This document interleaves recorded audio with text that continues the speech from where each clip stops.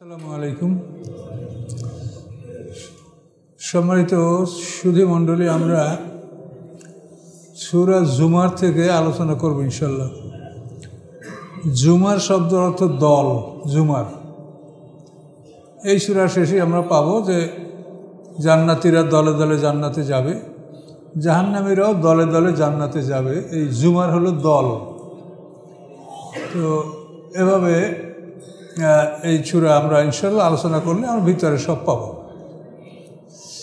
আউযু বিল্লাহি মিনাশ শাইতানির রাজীম, বিসমিল্লাহির রহমানির রহিম। তানজিলুল কিতাবি মিনাল্লাহিল আজিজিল হাকিম। অবতীর্ণ কিতাব আল্লাহর পক্ষ থেকে, যিনি পরাক্রমশালী এবং কৌশলী। তো আজিজ শব্দটা তো অপ্রতিরোধ্য ক্ষমতার মালিক, আর হাকিম হলো তিনি কৌশলী। তো ইয়াতে তাফসীর এভাবে করা হয়েছে, তিনি কাফেরদেরকে শাস্তি দেওয়ার ক্ষমতা রাখেন, আর মুসলমানদেরকে, ঈমানদারদেরকে জান্নাতে নিয়ে যাওয়ার কৌশল রাখেন। আজিজ, তিনি যে ক্ষমতাবান, এই ক্ষমতার মাধ্যমে তিনি তার শত্রুদের শাস্তি দিতে ক্ষমতা রাখেন। আর হাকিম তার কৌশলের মাধ্যমে তিনি মোমেনদেরকে মুক্তি দিবেন। আলহামদুলিল্লাহ, বড় খুশির খবর। ইন্না আনজালনা ইলাইকাল কিতাব, আল্লাহ বলেন, নিশ্চয় আমি অবতীর্ণ করেছি আপনার প্রতি কিতাব। আনজালনা শব্দ দ্বারা বোঝায় পুরা কিতাব একসঙ্গে নাজেল হওয়া, আর নাজ্জালনা শব্দ দ্বারা বোঝায় টুকরা টুকরা নাজেল হওয়া। কোরআনের ব্যাপারে দুটোই আল্লাহ বলেছেন, নাজ্জালনাও বলেছেন, আনজালনাও বলেছেন। এই দুটাকে আমরা কিভাবে অ্যাডজাস্ট করব? আনজালনা হলো পুরা কোরআন একসঙ্গে নাজেল করা। তো আল্লাহ তাআলা রাসূল সাল্লাল্লাহু আলাইহি ওয়াসাল্লামের উপরে রমজান মাসে কদরের রাত্রে পুরা কোরআন একসঙ্গে নাজেল করতেন, পুরা একবারে প্রথম থেকে বাকারা থেকে নাস পর্যন্ত। আর কদরের রাতের পরে এটা আবার আল্লাহ তুলে নিতেন তার অন্তর থেকে। শুধু খণ্ড খণ্ড নাজেল যেগুলো হয়েছে এগুলোই তার মুখস্থ থাকতো, আর পুরাটা আবার আল্লাহ তুলে নিতেন। তো এই পুরা কোরআন একসঙ্গে প্রত্যেক রমজান মাসে নাজেল করার হিকমত হলো যে আল্লাহ রসুল যেন জানতে পারেন যে কোরআনকে কিভাবে সাজাতে হবে। কোরআন তো খণ্ড খণ্ড নাজেল হয়েছে ইকরা বিসমি, যেটা 30 পারায় দেখেন, সূরা মুদ্দাসির, মুজাম্মিল 29 পারায়। তাহলে এটাকে কিভাবে তিনি সাজাবেন, এই জিনিসটি আল্লাহ রসুলকে শেখানোর জন্য আল্লাহ তাআলা রমজান মাসের কদরের রাত্রে তার উপরে পুরো কোরআন নাজেল করতেন। যেভাবে এই সাজানো আছে, এইভাবে কোরআন লৌহে মাহফুজে লেখা আছে। আমরা এখন যেভাবে পাচ্ছি এইভাবেই কোরআন লৌহে মাহফুজে লেখা আছে। তো এ হচ্ছে আমাদের পুরা কোরআন আনজালনা। আর নাজ্জালনা হচ্ছে খণ্ড খণ্ড, অর্থাৎ টুকরা টুকরা। এটা আপনি মনে করেন যে আপনি ছাত্র, যে জানুয়ারি মাসে ক্লাসে গেছেন, যাওয়ার পরে শিক্ষক আপনাকে প্রথম যে ক্লাসটা নিল তখন বলল যে বাবা এটা তোমার সিলেবাস, এই কটা গল্প, এইটা কবিতা, এই কটা ছন্দ, এটা তোমার সিলেবাস, এইটা তোমার পাঠ্যক্রম। তো এই সিলেবাসটা আপনাকে একদিনে দেখাই দিল, কিন্তু এই সিলেবাসটা কমপ্লিট করা হবে 2 বছরে অথবা 3 বছরে, 4 বছরে বা 5 বছরে। সিলেবাসটা কিন্তু আপনাকে একবারেই দেখাই দিল যে এটা তোমার সিলেবাস। তো আল্লাহ তাআলাও ঠিক এইভাবে একসঙ্গে কোরআন নাজেল করেছেন। এটা পুরো সিলেবাস আমাদের, কিন্তু এটা প্রশিক্ষণ, এটা অল্প অল্প করে 5 আয়াত, 10 আয়াত, 8 আয়াত এরকম করে করে অল্প অল্প করে আল্লাহ প্রশিক্ষণ দিয়েছেন, যাতে আল্লাহ রসুল এটাকে হজম করতে পারে, যাতে তিনি মানুষের কাছে এটা প্রচার করতে পারেন, মানুষের যেটা মুখস্থ করতে পারে, বুঝতে পারে, প্রতিষ্ঠিত করতে পারে। এই জন্য অল্প অল্প করে আল্লাহ এই কোরআন নাজেল করেছেন। এইটা হলো নাজ্জালনা পদ্ধতি। তাহলে কোরআন নাজেল হওয়ার 2টা পদ্ধতি, একটা হলো আনজালনা, সম্পূর্ণ কোরআন একসঙ্গে নাজেল হওয়া, আর নাজ্জালনা মানে এই কোরআন আল্লাহ খণ্ড খণ্ড টুকরা টুকরা নাজেল করেছেন, যাতে করে আল্লাহ রসুলের অন্তর এটা বসে এবং এটাকে সে নিজে আয়ত্ত করতে পারেন, এই জন্য আল্লাহ তাআলা অল্প অল্প করে এই কোরআন নাজিল করেছেন। আর রাসূল সাল্লাল্লাহু আলাইহি ওয়াসাল্লামের সাথে সাথে যারা ওহী লেখক তারাও কোরআন কিন্তু মুখস্থ করে ফেলতেন, এবং এইভাবে যে সমস্ত সাহাবীরা যোগ্য তারাও কিন্তু কোরআন এই অল্প অল্প করে যা নাজিল হতো এটা মুখস্থ করে ফেলতেন সবাই। আল্লাহ তাআলা এই কথা বলছেন, ইন্না আনজালনা ইলাইকাল কিতাবা, নিশ্চয়ই আমি আপনার প্রতি অবতীর্ণ করেছি এই কিতাব, মানে একসঙ্গে পুরোপুরি কিতাব নাজিল করেছি, বেল হাক্কে, সত্যকে প্রকাশ করার জন্য। এই কোরআনের মাধ্যমেই আমরা সত্যগুলি উপলব্ধি করতে পারব। এই আকাশ পৃথিবী কেন সৃষ্টি করা হয়েছে, এর মালিককে, সৃষ্টিকর্তাকে, এই সত্যকে জানার জন্য আল্লাহ তাআলা এই কিতাব নাজিল করেছেন। অতএব ফাবুদিল্লাহ, আপনি আল্লাহর গোলামি করেন, মুখলিসান, খাঁটিভাবে, দিন মানে আনুগত্য সহকারে, খাঁটি আনুগত্য সহকারে আপনি আল্লাহর ইবাদত করেন, আল্লাহর গোলামি করেন। আমরা আব্দ, মুহাম্মদ সাল্লাল্লাহু আব্দ, আব্দের কাজকে ইবাদত বলা হয়, বান্দার কাজকে বন্দিগি বলা হয়। আমরা গোলাম, আমরা গোলামি করব। এই গোলাম হওয়াটা হলো সবচেয়ে বড় সম্মানের বিষয়। আপনি মনে করেন আপনার এখানে যারা সার্ভিস হোল্ডার আছেন, সরকারি চাকরি করছেন, আর একজন সে তার চাকরি নাই, এখন দুইটা লোকের মধ্যে সম্মানিত কে? যে চাকরি করে সেই সম্মানিত, কি ঠিক কিনা? তো এইভাবে একটা দেশের একটা সরকারের অধীনে একটা লোক চাকরি করলে সে সম্মানিত। এখন মহাবিশ্বের মহামালিক যিনি, আপনি যদি তার চাকরি করেন তাহলে আপনি কত সম্মানিত ভেবে দেখেছেন? যে আল্লাহ বারবার বলছে যে আকাশ পৃথিবী এবং এর মাঝে যা কিছু আছে সব কিছুর মালিক আমি। এত বড় রাজার যদি আমরা চাকরি করতে পারি, এর সেই যে সম্মানের কিছু আছে, কিন্তু আমরা এটা বুঝি না। আমরা এই দুনিয়ার রাজা বাদশাদের চাকরি করার জন্য লন্ডন আমেরিকা যাচ্ছি, কিন্তু মহাবিশ্বের মহামালিক আল্লাহ, তার চাকরি করার জন্য কি পদ্ধতি অবলম্বন করতে হবে সেটা আমরা জানি না। এগুলো হলো আমাদের ত্রুটি, এগুলো আপনাদের বুঝতে হবে। ইবাদত করো, ইবাদত করতে হলে আপনাকে গোলাম হইতে হবে। আব্দ হলে তারপর ইবাদত করতে পারবেন, গোলাম না হইয়া গোলামি করা যাবে না। কথাটা বোঝেন? ফাবুদিল্লাহ, তুমি আল্লাহর গোলামি করো। তো গোলাম তো হইতে হবে আগে, তারপর গোলামি করবেন। তো গোলাম হবেন কিভাবে? আল্লাহ প্রস্তাব দিয়েছেন যে তোমার জীবন সম্পত্তি আমি জান্নাতের বিনিময়ে কিনে থাকি, আমি কিনি। এখন যদি তুমি আমার কাছে এটা বিক্রি করো তাহলে তুমি নিঃস্ব হয়ে গেলে, তোমার কিছু নাই, আমি তোমার মালিক, তুমি আমার গোলাম হয়ে গেলে। কথা বলতে পারছেন? এভাবে আপনাকে গোলাম হইতে হবে, এবং আপনার মনে সবসময় এটা ধারণা থাকবে যে আমি কোনো কিছুর মালিক না, এটা সব মালিক আমার মালিকের। সে মালিক আমাকে যা বলে, যেভাবে বলে সেভাবে আমি এটা ব্যয় করব। কিন্তু আমরা দেখেন, আমরা কিন্তু অধিকাংশ না হলেও বহু লোক সমাজের তারা নিজেরা মালিকানা করে। এই জমি জমা, এই মেয়েটা দুর্বল থেকে লিখে দিই, এই ছেলেটাকে লিখে দিই, অমুককে এটা দিই, তমুককে এটা দিই, অমুকের প্রয়োজন হয় না, হ্যাঁ মেয়ে বিয়ে দিই, সে তো জামাই ধনী, তাহলে মেয়ের জমি দিতে হবে কেন, ছেলেদেরকে দিয়ে দেই। এই যে মালিকানা করা, এই মালিকানা করার মানে হলো আল্লাহর সাথে শিরক করা। আল্লাহ বলেন আমি মালিক, আর আপনি যদি বলেন আমিও মালিক, তাই শিরক হলো কিনা? শিরক কাকে বলে? To ascribe partner. এই কোরআন, এটা যদি বলি এটা আমার, আর আপনারা যদি একজন বলেন যে এটা আমার, তাহলে শরীক হলো না? তাহলে এই কথাগুলো বোঝার চেষ্টা করেন যে এই কথাটা, এই যে সম্পত্তির উপরে হস্তক্ষেপ করা, এটা হলো আল্লাহর সাথে শিরক করা। যেহেতু আল্লাহ বলেন আমি মালিক, আর আপনি বলছেন আমি মালিক, আমি আমার জমি দিতে পারবো না কেন? আমাকে অনেকে বলছে যে আমি মালিক, আমি জমিটা কেন দিতে পারবো না একজনকে? যে বলে আমি মালিক সে তো গোলাম না, তার কোনো ইবাদত নাই, সে গোলাম হয় নাই। গোলাম না হলে সে চাকরি কিভাবে করবে? এই কোরআন কিন্তু একটা বোঝারই জিনিস, এটা আপনার বুঝতে হবে, বুঝবেন, মাথা খাটাইয়া ভালো করে বুঝতে হবে।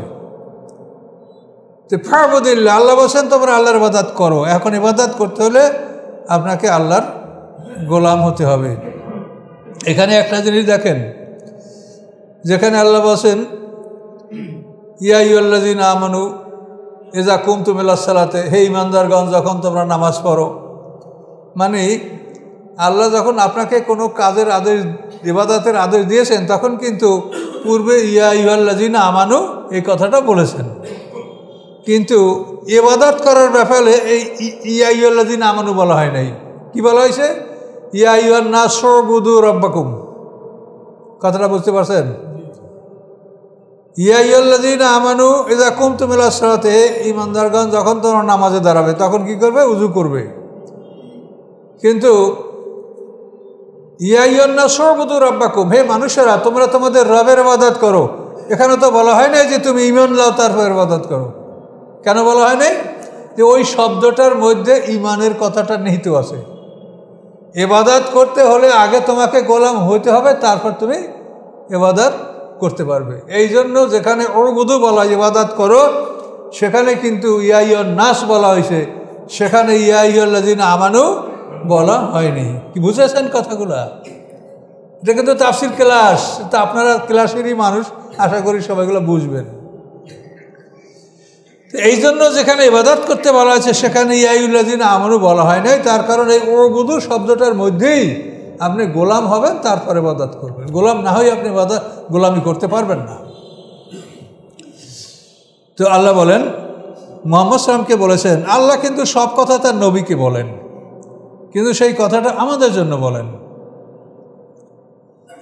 ফা'বুদিল্লাহ, আপনি আল্লাহর গোলামি করেন, মুখলিসান, খাঁটিভাবে, দিন আনুগত্য, লাহু, তার প্রতি খাঁটিভাবে আনুগত্য সহকারে আপনি তার গোলামি করেন।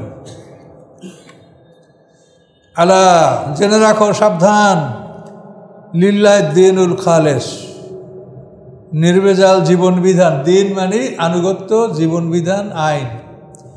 তো খাঁটি জীবন বিধান, খাঁটি আইন কানুন, এটা লিল্লাহ, এটার মালিক আল্লাহ। পরিশুদ্ধ বিশুদ্ধ আইন, এটার মালিক একমাত্র আল্লাহ। আল্লাহ ছাড়া কেউ আইন দিতে পারে না। কিন্তু আমরা তো প্রত্যেক দিন আইন করি, আর প্রত্যেক দিন পাল্টাই। আর আল্লাহ আইন করে রাখছেন হাজার হাজার বছর পর্যন্ত, এখনো একভাবে আছে, কিয়ামত পর্যন্ত চলবে। আল্লাহর আইনের কোনো পরিবর্তন করতে হবে না। কি ঠিক কিনা বলেন?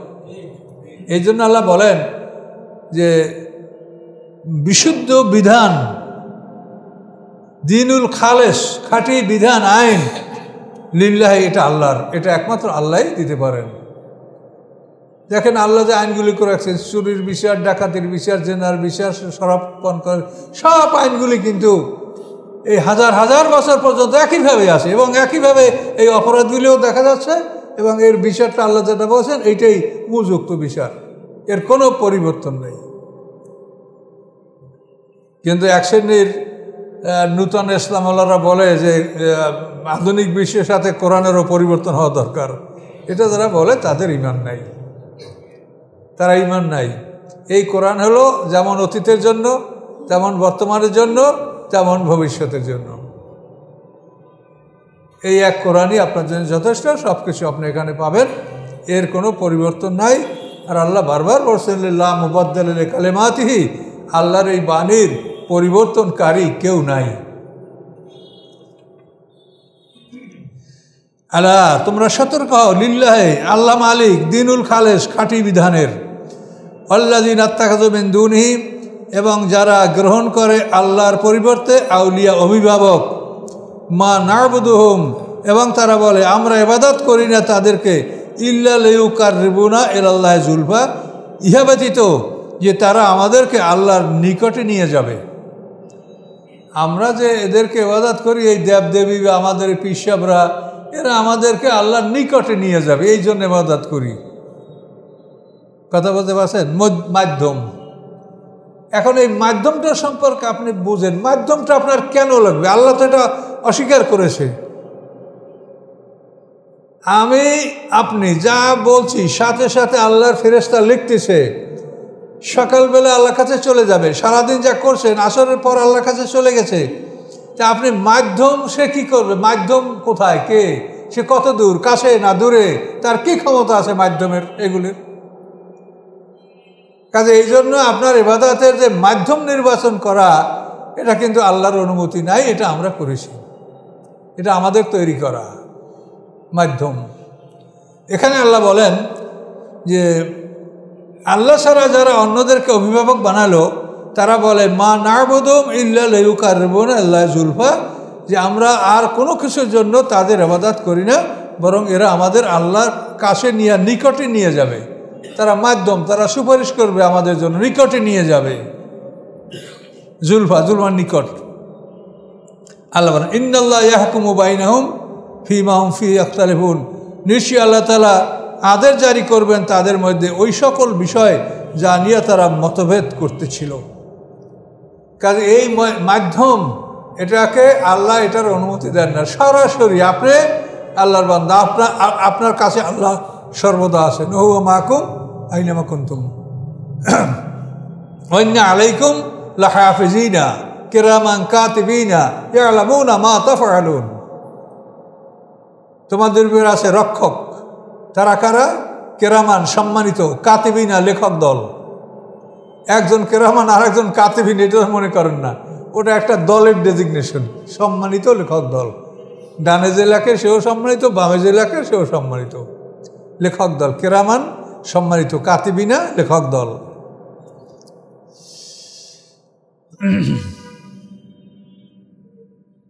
ইন্নাল্লাহ লা ইয়াহদি মান হুয়া কাযযাব, আল্লাহ এখন এদের ব্যাপারে জানাই দিলেন, নিশ্চয়ই আল্লাহ তাআলা পথ প্রদর্শন করেন না মান হুয়া কাযিবুন, যে মিথ্যাবাদী বলে এবং যে সত্যকে অস্বীকার করে।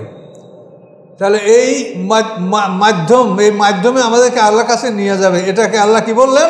যারা মিথ্যাবাদী। কি ক্ষমতা আছে সে আল্লাহর কাছে নিয়ে যাবে? তার আমল কে নেয়?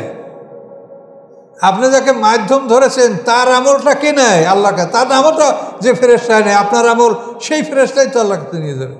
মাধ্যমে আপনার কি করবে? আপনাকে যেটা আল্লাহ কোরআন বলেছেন সেটা হলো ফাসআলু আহলা যিকরি ইন কুনতুম লা তা'লামুন, যদি তুমি না জানো তাহলে যারা জানে তাদের থেকে তুমি জেনে নাও। এটা আপনি জানার জন্য এখানে আপনারা আসেন। আমি আপনাদেরকে কোনো উপকার করতে পারবো এমন কোনো আশা করতে পারবেন না। জানার জন্য, যে জানবেন, কাজ করবেন, এই উসিলে আল্লাহ তাআলা আপনাকে মুক্তি দিবে।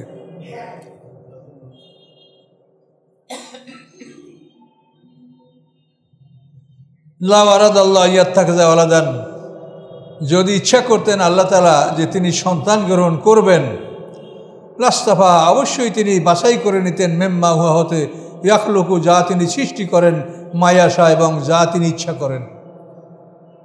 তিনি যদি সন্তান গ্রহণ করার ইচ্ছা করতেন তাহলে তিনি তার সৃষ্টি থেকে বাছাই করে নিতেন যে কাকে সন্তান করা হবে, এবং তিনি যা ইচ্ছা করেন তাই তিনি করতেন।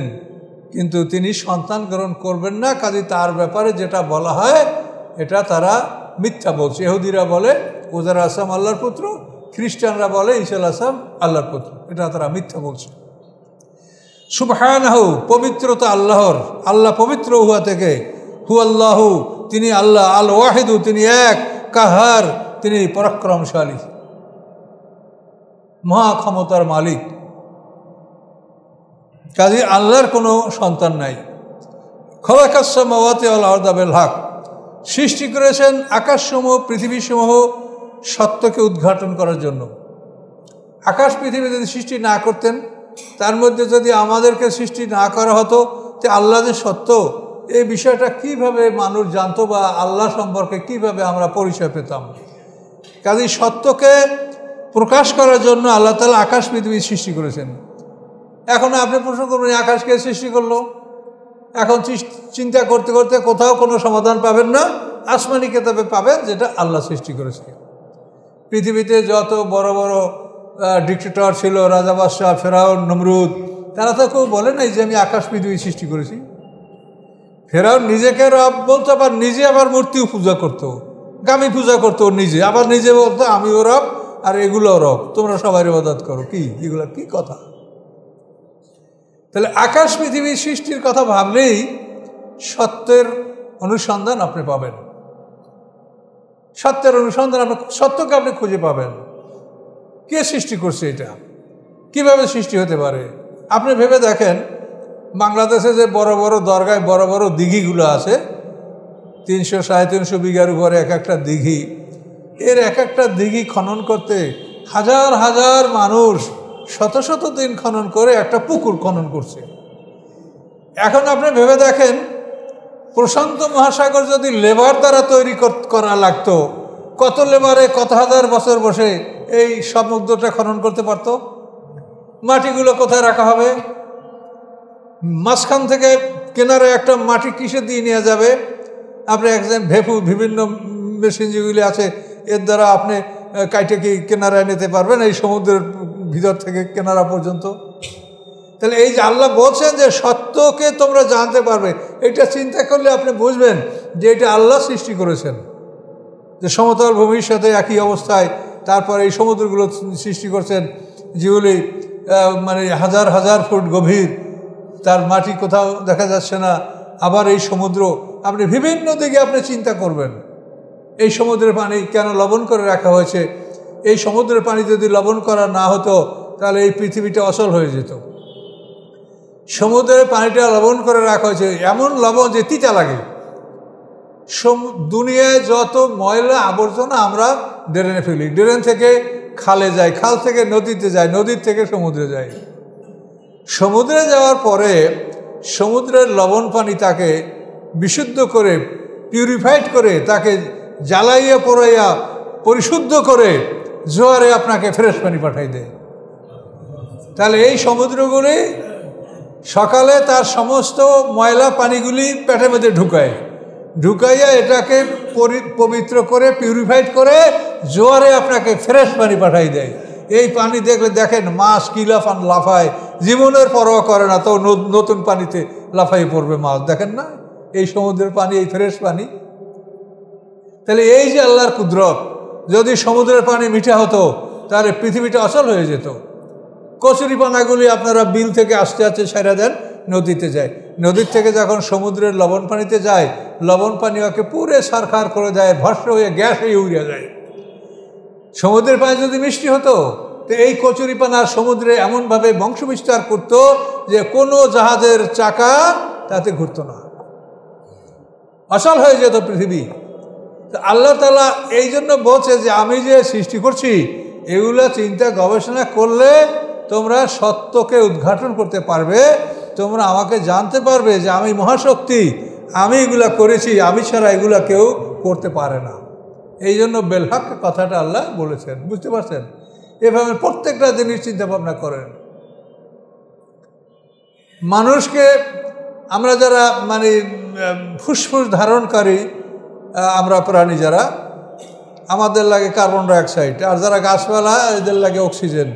এখন আল্লাহ তাআলা এই ভারসাম্য রক্ষা করার জন্য যেখানে জঙ্গল করছেন, সেই জঙ্গলকে বাঁচানোর জন্য আল্লাহ তাআলা যে কার্বন লাগবে সেজন্য জঙ্গলে অনেক পশু সৃষ্টি করেছেন। এই পশুদের কার্বন গাছে খায়, আর গাছে যে খায় তা ছাড়ে, তা পশু মানুষ এগুলি এরা গ্রহণ করে। পালমোনারি অর্থাৎ ফুসফুস ধারণকারী আমরা যারা, আমাদের লাগে অক্সিজেন আর ওদের লাগে কার্বন ডাইঅক্সাইড। এইটা আল্লাহ তাআলা সমন্বয় করার জন্য জঙ্গলে যেমন করেছেন, গাছ সৃষ্টি করেছেন, তেমন সেখানে বানর, হনুমান, শুকর, বাঘ, ভাল্লুক, কত প্রাণী এগুলো আল্লাহ সৃষ্টি করে এই ভারসাম্য রক্ষা করেছেন। এই জন্য আল্লাহ বলেছেন যে আমি আকাশ পৃথিবী সৃষ্টি করেছি, খালাকাস সামাওয়াতি ওয়াল আরদা বিল হাক্কি, সত্যকে উদ্ঘাটন করার জন্য। এটা নিয়ে তোমরা চিন্তা ভাবনা করলে তোমরা সত্যকে জানতে পারবে। কীভাবে এই আকাশটা বেগাইরে আমাদের তারাও না। আল্লাহ বলেন তোমাদের মানে দেখার অনুপযুক্ত স্তম্ভ দ্বারা আমি আকাশকে খাড়া করে রেখেছি। আমাদের মানে স্তম্ভ, খুঁটি, সুতুন, পিলার, এমন পিলার বেগাইরে আমাদের তারাও না, এমন পিলার যেটা তোমরা চোখে দেখতে পাও না, সেই পিলার দ্বারা আমি আকাশকে আমি উপরে তুলে রেখেছি। আমরা দেখি শূন্য, কিন্তু আল্লাহ বলেন পিলার আছে, কিন্তু তোমরা দেখো না সেই পিলারটা। এভাবে আল্লাহ তাআলা আকাশ সৃষ্টি করেছেন। এগুলি চিন্তা গবেষণা করলে সকল মানুষেরই অন্তরের মধ্যে আল্লাহর প্রতি ঈমান আসবে। আর যদি আল্লাহ দয়া না করে তো ঈমান আসবে না, সেটা হলো আল্লাহর ব্যাপার। কিন্তু এগুলি ঈমান আসারই ব্যাপার। বড় বড় বিজ্ঞানীরা এগুলি চিন্তা গবেষণা করে তারা ইসলাম গ্রহণ করে। খালাকাস সামাওয়াতি ওয়াল আরদা বিল হক ইউকাব্বিরুল লাইলা আলান নাহার। কাওর শব্দের অর্থ পেঁচানো। আপনার মাথায় পাগড়ি পেঁচান না, এইটার আরবি হলো কাউর। ফেকায় আছে কাউরুল আমামা, মানে পাগড়ির প্যাঁচে সেজদা দিলে নামাজ হবে কিনা। পাগড়িতে যদি প্যাঁচ থাকে, এই পাগড়ির পেঁচের উপরে সেজদা দিলে নামাজ হবে কিনা, এই সব ফেকার মধ্যে আছে। মানে কাউর, কাউর মানে পেঁচানো। তো এখন আল্লাহ বলেন ইউকাব্বিরুল লাইলা আলা নাহার, আল্লাহ তাআলা কি করছেন, দিনকে সৃষ্টি করে সে জড়িয়ে থাকে, জড়িয়ে পড়ে দিনের উপরে। এখন দিনের উপরে রাত জড়াচ্ছে, এই দিনটাকে আস্তে আস্তে সে জড়াইয়া নিজের আয়ত্তে নিয়ে নিচ্ছে। সে নিজে বড় হচ্ছে, দিনটা ছোট হচ্ছে, এবং হতে হতে এই দিনটা একেবারে 9 ঘন্টা হবে আর রাত্রটা 15 ঘন্টা হবে। আবার আল্লাহ বিপরীত কাজ এমন করবেন, তখন আবার দেখবেন দিন রাতকে আবার পেঁচাচ্ছে। তখন এমন হবে যে দিন 15 ঘন্টা হবে, রাত 9 ঘন্টা হবে। এটা আল্লাহ করেন, এবং এটা নিয়ে আপনারা চিন্তা করেন যে এটা হওয়ার একমাত্র কারণ হলো যে সূর্যের গতিপথকে আল্লাহ প্রতিদিন পাল্টাই দিচ্ছেন। প্রতিদিন সূর্য নতুন একটা জায়গা থেকে উদয় হয়, নতুন একটা জায়গায় অস্ত যায়। এখন সূর্যের মধ্যে কত তাপ আছে, সূর্যের কাছে কি কোনো মানুষ যাইতে পারে, কোনো সৃষ্টি যাইতে পারে? তো এই সূর্যের লাইনটাকে পাল্টাই দেয়। প্রতিদিন সূর্যের উদয়স্থল অস্তস্থল আলাদা আলাদা। এই ফলে দিন, এখন এই রাত বড় হচ্ছে, দিন ছোট হচ্ছে, আবার দিন বড় হবে, রাত ছোট হবে। এই সূর্যের লাইনটা পরিবর্তন করার কারণেই কিন্তু এটা হয়। তো সম্মানিত সুদে, এইসব বিষয়গুলি আল্লাহ কোরআন পাকে বলেছেন যে রাত জড়িয়ে ধরে, জড়িয়ে রাখে দিনকে, ওই উকাব্বিরুন নাহারা আলাল লাইল। আবার দিনকে আল্লাহ তাআলা এমন ক্ষমতা দেন যে দিন আবার জড়িয়ে রাখে, জড়িয়ে ধরে রাতকে। ও সাক্ষারা শামসা ওয়াল কামারা, এবং তিনি নিয়োজিত করেছেন সূর্যকে এবং চন্দ্রকে, সেবায় নিয়োজিত করেছেন, তারা নিয়মিত সেবা দান করছে। কুল্লু ইয়াজরিলি আজালে মুসাম্মা, এই প্রত্যেকটাই নির্ধারিত সময় পর্যন্ত চলবে। চলার জন্য একটা সময় আছে, সেই সময় পর্যন্ত গেলে এটা আর চলবে না। বিজ্ঞানীরা বলছেন যে এখন সূর্যের যে গন্তব্যস্থল, সেটার নাম হচ্ছে সোলার অ্যাপেক্স। এই সোলার অ্যাপেক্সের দিক সূর্য যাচ্ছে। এই গতিতে সূর্য যদি চলতে থাকে, তো 10,000 কোটি বছর চললে সূর্য তার গন্তব্যস্থলে পৌঁছতে সক্ষম হবে। এটা বিজ্ঞানীরা বলেছেন। আর আল্লাহ বলছেন তারা নির্ধারিত সময় পর্যন্ত চলবে। সূর্যের মধ্যে যে হাইড্রোজেন দিয়ে আল্লাহ সৃষ্টি করে রাখছেন, এটা যখন ফুরিয়ে যাবে তখন সূর্যটা তার মৃত্যু ঘটবে। গ্রহ নক্ষত্র সবটা মরবে, আমাদের পৃথিবীটা মরবে, ধ্বংস হবে, এরকম অন্যগুলোও ধ্বংস হবে। আল্লাহ যত সৃষ্টি, যা আল্লাহ সৃষ্টি করছেন তার মৌত আছে।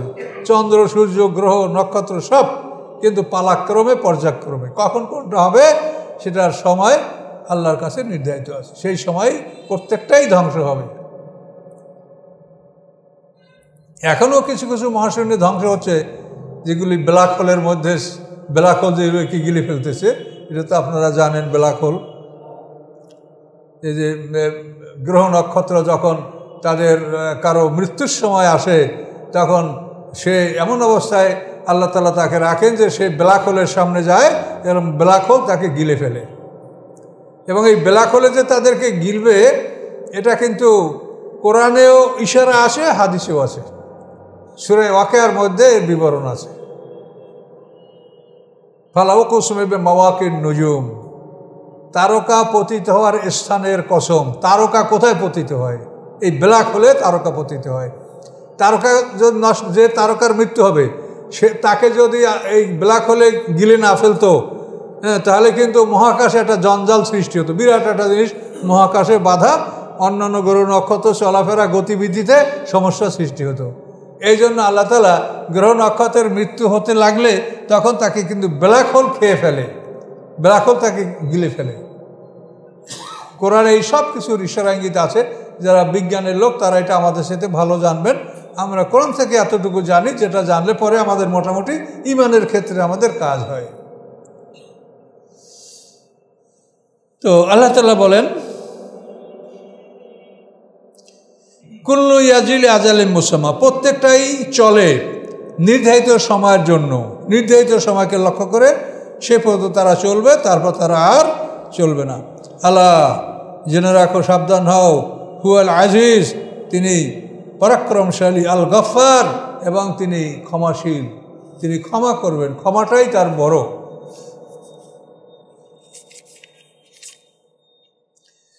খালাকাকুম মিন নাফসিন ওয়াহিদা, তোমাদেরকে সৃষ্টি করেছেন তিনি একটা মানুষ হতে। সেই একটা মানুষ হলো আদম আলাইহিস সালাম। আদম আলাইহিস সালামকে সৃষ্টি করার পরে তার থেকে মা হাওয়া আলাইহিস সালামকে সৃষ্টি করেছেন জান্নাতে বসে। তারপর আমাদের মাটি যেটা আদমের মধ্যে ছিল সেটাকে আল্লাহ বীর্যে রূপান্তরিত করে দিয়েছেন এবং সেই বীর্যের ধারা পৃথিবীতে চলে আসছে। সেই ধারার থেকে আমরা প্রত্যেকটা মানুষ আমাদের পিতার পিঠ থেকে আমরা জন্মগ্রহণ করছি। সুম্মা জাআলা মিনহা জাওজাহা, অতঃপর সৃষ্টি করেছেন আল্লাহ ওই মানুষটি থেকে জাওজাহা তার জোড়া। পাঁজরের হাড্ডি দিয়ে যদি সৃষ্টি করা হয় তা সে হয় জোড়া, আর বীর্য থেকে সৃষ্টি হলে সে হয় সন্তান। এক বক্তা সাহেব কিন্তু বলে ফেলাইছে যে মা হাওয়া আদমের কন্যা, তার থেকে পাঁজর থেকে সৃষ্টি হলে সে হয় জোড়া, আর বীর্য থেকে সৃষ্টি হলে সে হয় সন্তান। জাওজাহা ও আনজালা লাকুম মিনাল আনামে সামানিয়াতা আজওয়াজ, এবং অবতীর্ণ করেছেন তোমাদের জন্য গবাদি পশুর 8 জোড়া। 8 জোড়া, সে জোড়াটা আপনাকে আনামে দেখানো হয়েছে। ইয়াখলুকুকুম ফি বুতুনি উম্মাহাতিকুম, সৃষ্টি করেন তোমাদেরকে তোমাদের মায়ের পেটের মধ্যে। খালকান, এমন একটা সৃষ্টি। মেম বাদে খালকেন, একটা সৃষ্টির পরে। ফি জুলুমাতিন সালাস, 3টা অন্ধকারের মধ্যে। 3টা অন্ধকারের মধ্যে একটা মানুষের সৃষ্টি, আমাদের প্রত্যেকের সৃষ্টি 3টা অন্ধকারের মধ্যে। এই যে উপরে একটা চামড়ার কভার, তারপরে জরায়ুর সেলের একটা কভার, তারপর ওই জরায়ুর সেলের মধ্যে আরেকটা আবার কভারের মধ্যে মানুষটা থাকে, বাচ্চাটা থাকে।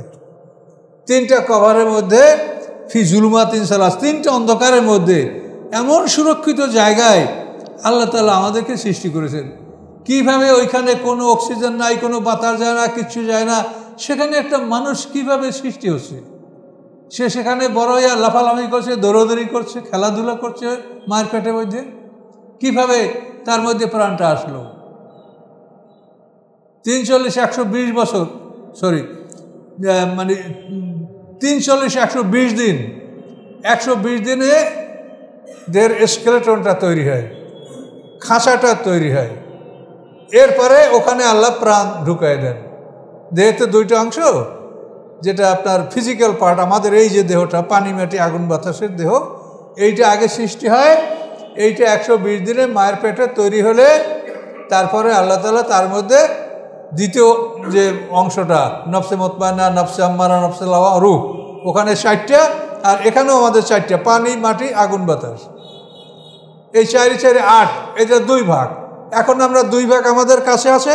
মৃত্যুর মানে 1 ভাগকে এখান থেকে পৃথক করে দেওয়া, ডিটাচ করে দেওয়া। মৃত্যুর মানে আপনি হারিয়ে যাওয়া না, আপনি যে 2টা অংশ নিয়ে আসেন, এই 2টা অংশকে পৃথক করে দেওয়া। একটা অংশ মাটির সাথে আল্লাহ মিশাই দেবে, আর একটা অংশকে তিনি সংরক্ষণ করবেন। ওই অংশটা আপনার ধ্বংস হবে না, আর দেহটা মাটির সাথে পদার্থের মধ্যে বিলীন হয়ে যাবে, ধ্বংস হবে না। সেও পদার্থের ক্ষয় নাই। পদার্থে যখন ক্ষয় নাই, তখন আমাদের দেহটা পদার্থ, এটারও ক্ষয় নাই, এটা মাটির মধ্যে বিলীন হয়ে যাবে এই পর্যন্ত। এটাকে আবার ইসরাফিলের সিংহের ফুৎ করে ঘুরে ঘুরে এটা এক জায়গায় আসবে। এর আলোচনা তো আপনারা বহু শুনেছেন, আরও বহু শুনবেন। এখানে আল্লাহ বলেন ইয়াখলুকুকুম ফি বুতুনি উম্মাহাতিকুম, সৃষ্টি করেন তোমাদেরকে তোমাদের মায়ের পেটে। খালকাম মিন বাদি খালকেন, এক সৃষ্টির পরে অন্য সৃষ্টি। ফি জুলুমাতিন সালাস, 3টা অন্ধকারের মধ্যে। তো আমরা মাটির থেকে বীর্যে রূপান্তরিত হলাম। বীর্য থেকে আমরা মায়ের ডিম্বকোষ, পিতার শুক্রকীট, এই স্পার্ম ওভাম, এই 2টা। স্পার্ম যখন ডিম্বকোষকে কামড়িয়ে ধরে তখন গর্ভের সূচনা হয়, সূত্রপাত হয়। এখন এই সূত্রপাত হওয়ার পরে এটার থেকে আস্তে আস্তে ভ্রূণ ডেভেলপ হয় ধীরে ধীরে, একটা সৃষ্টি একটার পর একটা। মানে প্রথম 40 দিনে এই পিতামাতার যে মানে নুতফাতের আমশাজ, যেটা মানে সম্মিলিত বীর্য, এই সম্মিলিত বীর্যটাকে প্রথম 40 দিনে আল্লাহ তাআলা একটা জমাট রক্তে রূপান্তরিত করেন। এটাকে বলা হয়েছে আলাকা। এই আলাকা না কিন্তু অনেকেই এইটা মানে ভালো করে বুঝতে পারেন না বলে অনেকেই তর্ক বিতর্ক করেন। আলাকা শব্দটা তো জমাট রক্ত, এটাও সত্য। আলাকা শব্দ হলো যোগ। এই যোগ যেভাবে ঝুলে থাকে, এই আমাদের মায়েদের জরায়ুর স্ক্রিনে ওই স্পার্মটা ওটা ওই রকম জোকের মতো ঝুলে থাকে প্রথম, তারপর থেকে আস্তে আস্তে ভ্রূণ ডেভেলপ করে। তাহলে এখন দেখেন আল্লাহ বলছেন, দেখেন খালকাম মিন বাদে খালকেন, এক সৃষ্টির পরে আর এক সৃষ্টি। মানে প্রথম আপনার মা বাবার যে দুইটা জিনিস ডিম্বকোষ এবং শুক্র, এটা সংযোগ হওয়ার পরে 40 দিনের মধ্যে এটা আলাকা মানে জমাট রক্তে রূপান্তরিত হলো। দ্বিতীয় 40 দিনে এটা মুদগা, এক টুকরা গোশত যেটা চাবানো সম্ভব, মুখে নিয়ে অতটুকু পরিমাণ একটা গোশত হলো, দ্বিতীয় 40 মুদগা। তৃতীয় 40 দিনে হাড্ডির একটা অবকাঠামো সৃষ্টি হয়ে গেল। তো এখানে দেখেন খালকাম মিন বাদে খালকেন, তাহলে প্রথম ভ্রূণ, এই ভ্রূণ আস্তে ডেভেলপ করে জমাট রক্তে পরিণত হলো, তারপর এক টুকরা গোশতের আকার ধারণ করলো, তারপর একটা মানুষের অবকাঠামো স্কেলেটন হাড়ের একটা অবকাঠামো সৃষ্টি হলো। এরপর এর মধ্যে আল্লাহ তাআলা প্রাণ ঢুকাই দিলেন এবং আস্তে আস্তে তার দেহটা পূর্ণাঙ্গ হলো, আমাদের রক্ত মাংস। এখানে আমি জানি না বিজ্ঞান কি বলে, তবে কোরআনে তাফসিরে বলা আছে যে মায়ের রক্ত থেকে চুল সৃষ্টি হয় এবং মাংস সৃষ্টি হয়, আর বাবার বীর্য থেকে হাড্ডিদের হাড্ডিগুডি এটা তৈরি হয়। রক্ত মাংস চুল এটা মায়ের অংশ থেকে সৃষ্টি হয় এবং হাড্ডি এবং রগ এটা পিতার অংশ থেকে সৃষ্টি হয়। এটা তাফসিরে বলা আছে। এখন তাফসির কতখানি জানতে পারছেন ততখানি তারা বলছেন, কিন্তু এটা বিজ্ঞান কি বলে সেটা আমি বলতে পারবো না। তো যাই হোক, আমরা কোরআন যতটুকু বলছে ততটুকু হলো যে পরিবর্তনটা আমরা দেখতে পাচ্ছি। আলাকা মানে ঝুলন্ত বস্তু, তো জমাট রক্ত। তাহলে এখন খালাকাল ইনসান আমেন আলাক, সূরা ইকরার মধ্যে মানুষ সৃষ্টি করা হয়েছে আলাকা হতে। এইখানে আলাকা অর্থ হবে ঝুলন্ত বস্তু। আর যেখানে বলা হয়েছে যে খালকান মিন বাদে খালকেন, এখানে আলাকা শব্দের অর্থ হবে জমাট রক্ত, যেটা রূপান্তর হয়েছে। এটা রূপান্তর হইয়া রক্তে পরিণত হয়েছে এবং এইটা রূপান্তর হইয়া গোশতে পরিণত হবে, এটা রূপান্তর হইয়া হাড্ডির অবকাঠামো তৈরি হবে। যেখানে এই রূপান্তর বোঝানো হয়েছে সেখানে আলাকা শব্দের অর্থ হবে জমাট রক্ত। আর যেখানে আল্লাহ বলছেন খালাকাল ইনসান মিন আলাক, সেখানে আলাক শব্দের অর্থ হবে ঝুলন্ত বস্তু। ঝুলন্ত বস্তু হতে মানুষ সৃষ্টি করে, ওখান থেকেই ভ্রূণ ডেভেলপ করেছে। তো এইটা আল্লাহ বলছেন এই জন্য যে এইটা কিন্তু আমাদের খুবই জরুরি জানা। এখন যেভাবে আমাদের প্রথম সৃষ্টিটা হইল, দ্বিতীয়বার ঠিক আমাদেরকে ওভাবেই সৃষ্টি করবেন।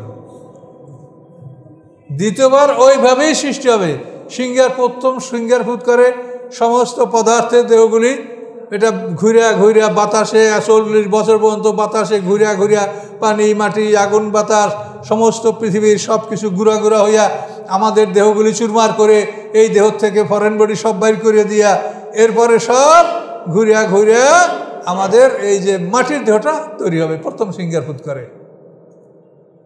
এখন যেভাবে মায়ের পেটে প্রথম দেহ সৃষ্টি হয়েছে তারপর প্রাণ, তো প্রথম সিঙ্গার ফুট করে আমাদের দেহ সৃষ্টি হবে, দ্বিতীয় সিঙ্গার ফুট করে দেহের মধ্যে আমাদের নফস প্রবেশ করবে। তাহলে এই সৃষ্টি এবং সামনের সৃষ্টি একই রকম। এই জন্য আল্লাহ বলেন কামা বাদাকুম তাউদুন, যে তোমাদেরকে প্রথমবার যেভাবে সৃষ্টি করা হয়েছে দ্বিতীয়বার তোমাদেরকে ওভাবেই সৃষ্টি করা হবে। কাজে এখন সৃষ্টিটা যদি মনে করেন যেটা একটা মানে বললেই হয়ে যায়, এই জন্য এই কবরের যে মানুষকে জিন্দা করার বিষয়টা এটা আমরা প্রমাণ করতে পারছি না, কোরআন দ্বারা প্রমাণ হয় না। তার কারণ সৃষ্টি করতে হলে এই নিয়মেই আসতে হবে, কামা বাদাকুম তাউদুন, প্রথমবার যেভাবে সৃষ্টি করা হয়েছে দ্বিতীয়বার তোমাদেরকে সেভাবে সৃষ্টি করা হবে। তো প্রথমবার সৃষ্টির পরে আমরা মৃত্যুবরণ করব, বরজাকে থাকবো পর্দার আড়ালে জগতে, আমাদেরকে হাসরের ময়দানে জীবিত করা হবে এবং এই সময়ের মধ্যে যারা ভালো তারা ইলিয়নে থাকবে, যারা মন্দ তারা সিজজিনে বা কারাগারে থাকবে। এবং এই সময় কবর আযাব বলতে যে জিনিসটা আমরা হাদিসের মধ্যে পাই সেটা এতটুকু পাই যে প্রত্যেকটা মানুষকে সকালে এবং বিকালে তার ঠিকানাটা দেখানো হবে। সে যদি জান্নাতের হয় তো জান্নাতের ঠিকানাটা তাকে দেখানো হবে সকালে একবার বিকেল একবার, আর সে যদি জান্নাতি না হয় সে যেখানেই তার ঠিকানা ওই জায়গাটা তাকে সকালে একবার বিকেল একবার দেখানো হবে। এটা কোরআনেও আছে, হাদিসেও এটার মিল আছে। এতটুকু শাস্তি আপনার হবে এই পর্দার আড়ালে জগতে। এখানে কবরে জীবিত করা, তারপর সুয়োজাব করা, এই সমস্ত কথার কোনো প্রমাণ কোরআন থেকে পাওয়া যায় না। এবং এটা করতে গেলে ঝামেলার সৃষ্টি হয়ে যায়।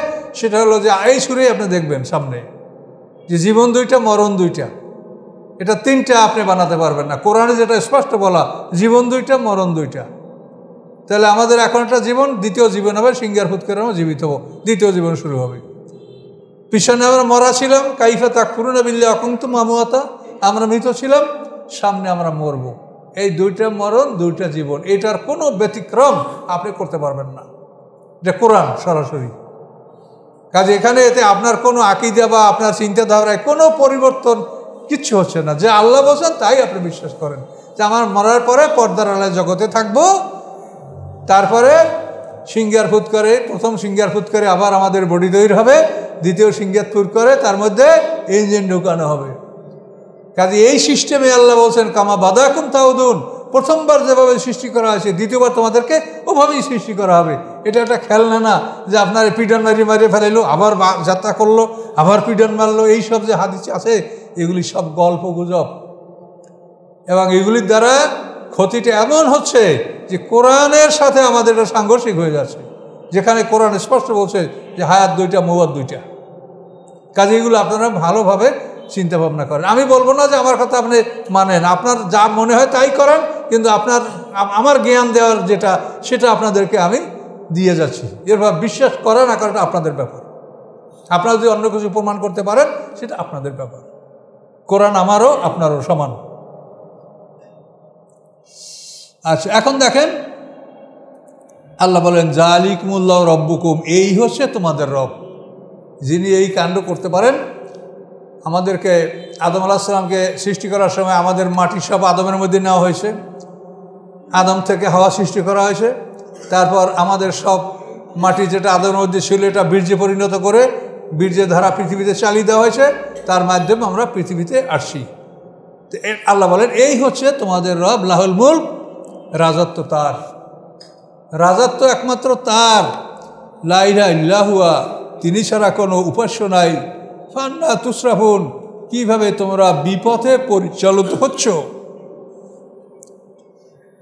ইন তাকফুরু, যদি তোমরা অবিশ্বাস করো, ফাইনাল্লাহ গানিউন আনকুম, আল্লাহ তাআলা তোমাদের অমুখাপেক্ষী, তোমাদের দ্বারা আল্লাহর কোনো উপকার হয় না। আল্লাহ ইয়ারদা লিবাদিল কুফর, কিন্তু তিনি তার বান্দা কুফরি করুক এটা তিনি সন্তুষ্ট নন। তোমাদের ইবাদত দ্বারা আল্লাহর কোনো উপকার হয় না, কিন্তু তোমরা যদি কুফরি করো তো এই ব্যাপারে আল্লাহ সন্তুষ্ট নন, অসন্তুষ্ট থাকবেন। ওয়ান তাশকুরু, যদি তোমরা কৃতজ্ঞতা জ্ঞাপন করো, ইয়ারদাহু লাকুম, এ ব্যাপারে তিনি তোমাদের প্রতি সন্তুষ্ট থাকবেন। এটা আল্লাহ বলেছেন, তোমরা কৃতজ্ঞতা জ্ঞাপন করলে তোমাদের প্রতি আল্লাহ খুশি থাকবেন। ওয়ালা তাজিরু ওয়াজিরাতুন বিজরা উখরা, কোনো বহনকারী অপরের বোঝা বহন করতে পারবে না, যার বোঝা তাকেই বহন করতে হবে। তবে একটা জিনিস আছে, সেটা হলো আপনি যদি কাউকে বিপদগামী করেন তো ওই বিপদগামী যে হয়েছে তার পাপের একটা বোঝা আপনার পাপের সাথে যোগ হবে। আবার আপনি যদি কাউকে সৎপথ দেখান তো ওই সৎপথ যাকে দেখাইলেন তার আমলের একটা সওয়াবের ভাগ আপনার আমলের সাথে যোগ হবে। এটা কোরআনে বলা আছে সূরা নিসার মধ্যে। যার বোঝা তাকেই বহন করতে হবে, কেউ একে অপরের বোঝা বহন করতে পারবেন না। দেখেন কাফেররা বলতো, মোশরিকরা বলতো মক্কার, যে তোমরা আমাদের পথ অবলম্বন করো, তোমাদের পাপ আমরা বহন করবো। আল নাহমিল খাতায়াকুম ইত্তাবিউ সাবিলানা, তোমরা আমাদের রাস্তার অনুসরণ করো। আল নাহমিল খাতায়াকুম, আমরা তোমাদের পাপ বহন করব। অনেকে বলে আমি এই কথা বললাম, আপনি মানে যদি পাপ হয় তো আমার হবে। এ কথা বলা মানে বেঈমান লোক এরকম কথা বলতে পারে। এটা বেঈমান ছাড়া ইমানদার এই কথা বলতে পারে না। কাজে আপনার সাবধান হন। এ কথা কিন্তু আমাদের মতো মানুষও কিন্তু বলে অনেক সময়। ওয়ালা তাজিরু ওয়াজিরাতুন বিজরা উখরা, বহন করবে না কো বহনকারী অপরের বোঝা। সুম্মা ইলা রাব্বিকুম মারজিউকুম, অথবা তোমাদের রবের কাছে তোমাদের ঠিকানা। ফায়ুনাব্বিউকুম বিমা কুনতুম তা'মালুন, তিনি খবর দেবেন তোমাদেরকে বিমা, ওই সম্পর্কে, ওই সব কিছু সম্পর্কে, কুনতুম তা'মালুন, যা তোমরা দুনিয়াতে করতেছিলে। তিনি এগুলো রেকর্ড রাখতেছেন, তোমাদেরকে জানাবেন। ইন্নাহু আলিমুম বিযাতিস সুদূর, নিশ্চয়ই তিনি সকল মানুষের অন্তর্যামী। ওয়াইজা মাসাল ইনসানা দুররুন, মানুষকে যখন কোনো বিপদ স্পর্শ করে দায়া রব্বাহু, তখন সে আল্লাহকে ডাকে, মুনিবান ইলাইহি, আল্লাহর দিকে রুজু হয়ে, আল্লাহর অভিমুখী হয়ে সে আল্লাহকে ডাকে। কিন্তু সুম্মেজা খাব্বালু নেয়ামা, অথবা যখন তাকে নেয়ামত দান করেন মিন্নু, তার নিজের পক্ষ থেকে, নাসিয়া মাকানা ইয়াদু আলাইহি মিন ক্বাবলু, তখন সে ইতিপূর্বে আল্লাহকে যে ডাকতে ছিল বিপদে পড়ে সে কথা আর তার মনে থাকে না। ওয়াজার আলিল আন্দাদা, তখন সে আল্লাহর সাথে শরিক নির্বাচন করে, লিউদিল্লা আন সাবিল, এই জন্য যে এর মাধ্যমে সে মানুষকে আল্লাহর পথ থেকে ফিরাবে, বিপথে নিয়ে যাবে। কুল, আপনি বলুন, তামাত্তাবে কুফরিকা কালিলা, তোমার কুফরির মাধ্যমে তুমি সামান্য সময় ভোগ বিলাস করতে থাকো। ইন্নাকা মিন আসহাবিন নার, নিশ্চয়ই তুমি জাহান্নামের অধিবাসী। আম্মান হুয়া কানিতুন আনাল লাইল, সে কি তার মতো? কানিতুন, যে বিনয়ী, আনাল লাইল, রাতের প্রহরের মধ্যে, সাজেদান, সে সেজদায় কাটিয়ে দেয়, কায়মান, অথবা দাঁড়ানো অবস্থায় সে রাত পার করে, ইহাদারুল আখিরাতা, সে পরকালকে ভয় করে, ওয়ারজু রহমাতাহু, এবং সে আল্লাহর রহমতের আশা করে, রহমাতা রব্বি, তার রবের রহমতের আশা করে। এই দুই ব্যক্তি কি সমান? অকৃতজ্ঞ ব্যক্তি আর যে ব্যক্তি তার রাতের প্রহরগুলি সেজদায় দাঁড়িয়ে সে সময়টা পার করে, নামাজরত অবস্থায় থাকে, তাহাজ্জুদ নামাজ পড়ে। তাহাজ্জুদ শব্দের অর্থ হলো to keep vigil at night, রাতের বেলায় জাগ্রত থাকা। আপনি তা বসে কোরআন শরীফ পড়েন, আল্লাহ জিকির করেন, নামাজ পড়েন, যেটাই করেন ওটাই তাহাজ্জুদ। ওয়ারজু রাহমাতাহু, এবং তারা আল্লাহর রহমতের আশা করে, রহমাত রাব্বিহি। কুল হাল ইয়াস্তাবিল্লাযিনা ইয়ালামুন আল্লাযিনা লা ইয়ালামুন, আপনি বলেন, সমান কি তারা যারা জানে এবং তারা যারা জানে না? যারা জানে এবং যারা জানে না, এই দুটো কি সমান? কখনোই হতে পারে না। ইন্নামা ইয়াতাযাক্কারু উলুল আলবাব, নিশ্চয়ই উপদেশ গ্রহণ করে জ্ঞানীরা। জ্ঞানীরা তারা উপদেশ গ্রহণ করতে পারে না। এক রুকু। তো আমরা আজকে শুরু করলাম ইনশাআল্লাহ, আমরা ধারাবাহিকভাবে সূরা জুমার, মনে রাখবেন এই সূরা আমরা এক রুকু আজকে আলোচনা করলাম।